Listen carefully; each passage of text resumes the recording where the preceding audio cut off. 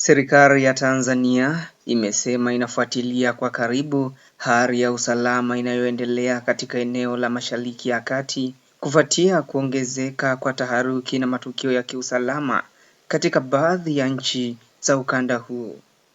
Kupitia Wizara ya Mambo ya Nje na Ushirikiano wa Afrika Mashariki, serikali imetoa tahadhari maalum kwa raia wa Tanzania wanaoishi au wanaopanga kusafiri kwenda katika nchi za Mashariki ya Kati.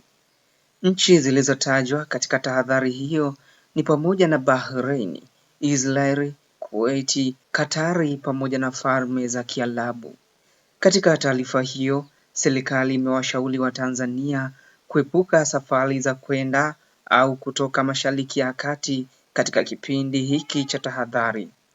Aidha, wale waliopo katika nchi hizo wametakiwa kubaki katika makazi yao inapowezekana na kuepuka safari zisizo za lazima.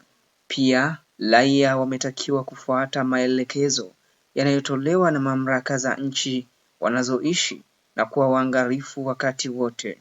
Serikali imesisitiza umuhimu wa kuepuka maeneo yenye shughuli za kiusalama au kijeshi pamoja na maeneo yenye mikusanyiko inayoweza kuhatarisha usalama wao.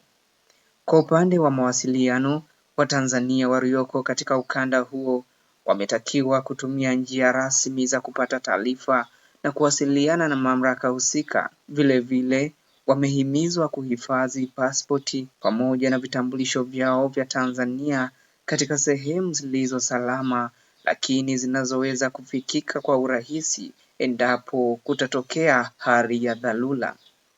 Wizara ya Mambo ya Nje imesema kwa kushirikiana na misheni za kidiplomasia za Tanzania katika maeneo husika, itaendelea kufuatilia kwa karibu mwenendo wa hali ya usalama na kutoa taarifa pamoja na usaidizi wa kibalozi kadri hali itakavyoruhusu.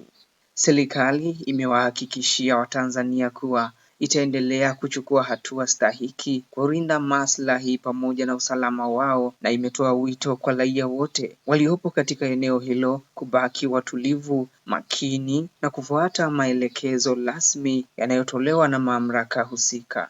Mpaka hapa napofikia tamati, nikusihi endelea kusalia nasi kupitia Koplo Media. Vilevile kama wewe ni mara yako ya kwanza, nikuombe subscribe ili usikose taarifa yoyote mpya.